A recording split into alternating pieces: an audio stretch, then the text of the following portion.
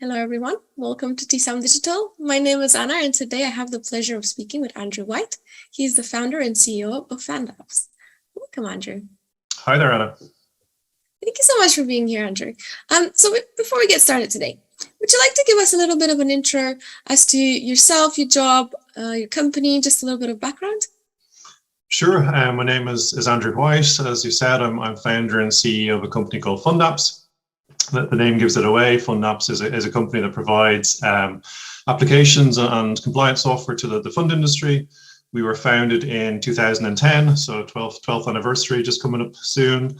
I'm based in London with offices in New York and also in Singapore. This is really interesting. Thank you so much, Andrew. So to kick things off, I wanted to ask, what differentiates your company from others in this space? Ooh, good. Yeah, I think there's a few things that strike me. First of all, one is we're relatively young, maybe not in internet years, but for the financial services space, 12 years is still relatively young. So I would think one of our strong kind of factors is we're a very tech-heavy company. We use really modern technology. So some of the cutting edge tech that enable us to deliver really an amazing service that, if people that started 20, 30, 40 years ago, they're still using, as you know, in the financial service industry, very old technology that's slow to change. So on the one hand, it's the technology. On the other part, I think the real differentiator for what we do is we provide a service. It is not software. It is not just something that you install on your servers. It is a proper service as you'd expect nowadays. And that means rather than an asset manager having to keep up to date with regulations, having to code regulations into algorithms and do the whole work themselves, we provide that as a service. So actually the customer just sends us their data. We will do 99.5% of the rest of the work. That includes staying up to date with regs, coding regs, et cetera, et cetera. So it's a full service. That sounds excellent. And I imagine you've had to adapt to all of the recent changes in the world. Now, I wanted to ask you, have you seen any changes in regulation as a result of the pandemic? Yeah, actually, quite a few, specifically in the space that we operate in. It was pretty heavily affected by the pandemic. I'll give you a few examples. One was straight after 2020, and the markets were in free fall, et cetera, et cetera.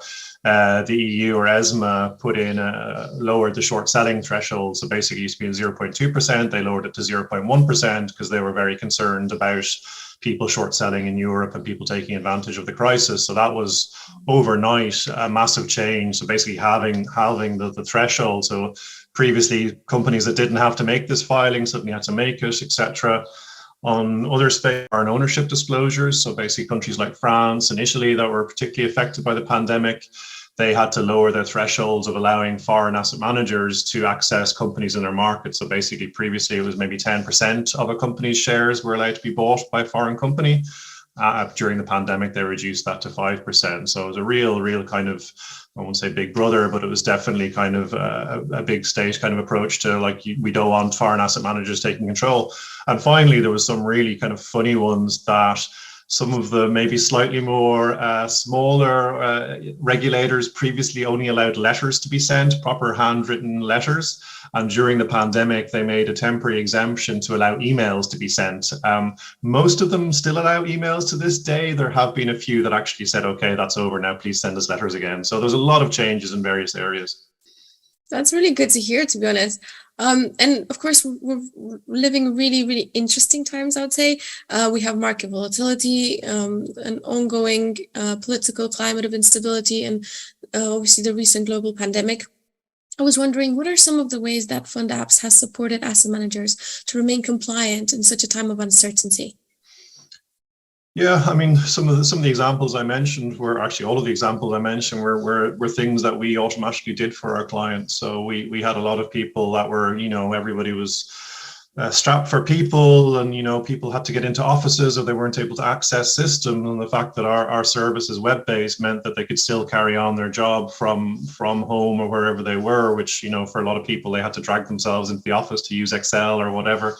So the people that were using us found, that the updates or the changes that the regulators made were automatically reflected in our system. So for example, the previously mentioned 0.2 to 0.1 change, that was just done overnight by our team. So our clients just logged in the morning and there was a little message saying, click here to approve this change from 0.2. So while people were very busy in, their private lives, etc., it was kind of nice to have this service that was just in the background. We call ourselves the elves. We were doing the things in the background, making sure things were working, that our clients could concentrate on the other things that were important to their business. And that's what we believe the reason as a service is the way forward, is that you shouldn't be doing this yourself. Strength in numbers. We have 103 clients globally. We do this for all our clients so they don't have to do it themselves. So in times of volatility and change, it's really nice to know you have a secure, stable partner in the background that's just making sure that people are making their regulatory obligations. Absolutely. And I wanted to get a bit more granular here, if that's okay. So I wanted to ask, what are the key challenges asset managers face when it comes to regulatory compliance, be it data, budget constraints, and how does FundApps help asset managers overcome the challenges? Yeah, that's the story of my life. I think on the one hand, compliance is always the whipping boy, shall we say, of the financial services industry. On the one hand, people know it's important. On the other hand, they're always saying it's too expensive. And we're seeing clearly a trend in the last few years that has been taken more seriously. Previously, it was the Band-Aid, do something to meet some regulatory obligation, just do whatever's do the minimum necessary.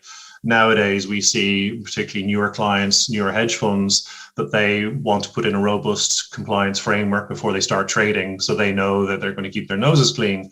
Whereas previously in the old school world, just do the minimum. So I think we've seen a lot more clients taking it seriously. As you said, data is still a challenge, that the old data providers are moving very, very slowly. They're still hanging on to their business models, but for dear life, and they realize that data must be free. There must be a circulation of data. It's not proprietary. It needs to be shared. So that the compliance team, I think, have got a better hand nowadays, because it is becoming more important. Regulators are becoming more punitive. Fines are being meted out left, right, and center. Bigger fines are being done, more frequent fines. So I think, this whole era of, a little slap on the wrist and it's okay again is ended now. So I do think there's a lot more seriousness in compliance. So obviously we see compliance to this day. Most surveys say it's still the number one headache for most financial institutions. So, we think it's the right area to be in. Absolutely. And just in relation to this, how are you helping asset managers meet their regulatory reporting requirements? Well, that's what we do literally every day as a living. So yeah, every regulatory change. So we partner with Aosphere, an affiliate of Allen & Overy. Changes, if something, for example, Turkey last week, something changed from 5 to 3%, they send us an email saying this change has happened. Our regulatory compliance team, who are a fantastic group, they're ex-compliance officers, lawyers. We even have people that used to work for the FCA. So they're our team that turn what the regulators and the lawyers from external say is happening, and they then turn it into algorithms in our system. So we provide that out. So basically, every time there's some kind of regulatory change in 101 countries we service, from Botswana to Zimbabwe, we will then turn what the legal advice is into an actual algorithm. So our clients, literally all they have to do is approve it. So whether it's a change to a filing form, a change to an email address where you need to send something, a change to a rule, whatever it may be, that's all the part, as I said, the service element to us. We will keep our clients up to date so they don't have to worry about doing it themselves. Sounds like a really big job that you have on your hands. I'm not going to deny that, yes. And I was thinking, if we fast forward, let's say to 2025, what do you think regulatory compliance is going to look like? Flying cars, probably. No, I think the direction of travel is clear. Humans like to think things don't change that quickly, but we look back and we didn't have iPhones 10 years ago. So I think that the speed of change, the velocity of change is only going to increase. That this idea that things will calm down, we've always heard this, next year things will calm down. Technology doesn't calm down. Society gets more and more complex. So regulation is going to get more complex, it's going to get more onerous. MiFID 2 was vastly more onerous than MiFID 1. UCITS 4 was more onerous than UCITS 3. This is a direction of travel.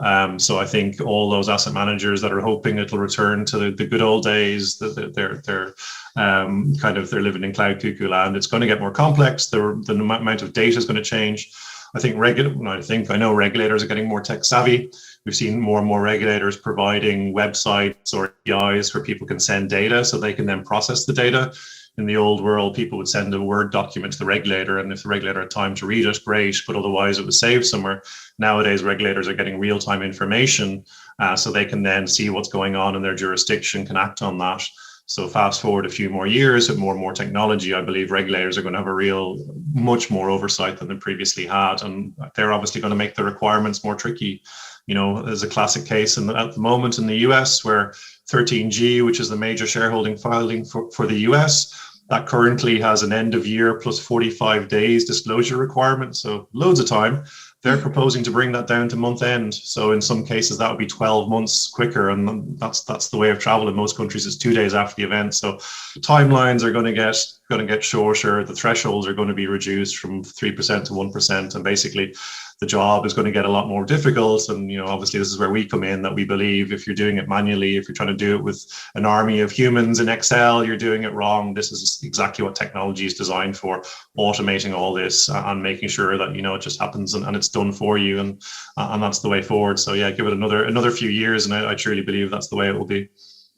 Thank you so much, Andrew, for sharing your insight with us and for introducing FundApps to our audience. It's a nice community of asset managers who love to learn more about new things. So it's always great to hear new insight. We look forward to seeing you again soon. My pleasure, Alan. Thank you very much for having me.